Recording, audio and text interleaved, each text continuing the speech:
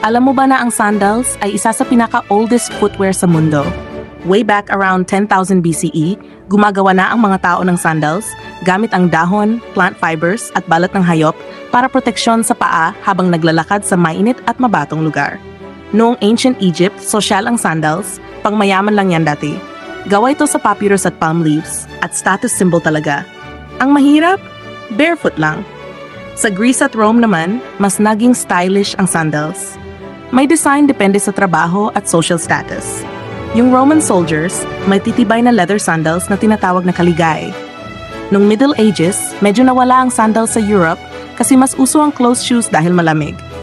Pero sa mga mainit na lugar like Africa at Asia, tuloy-tuloy pa rin ang gamit.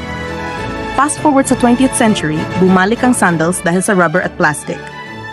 Dito na pumasok ang flip-flops.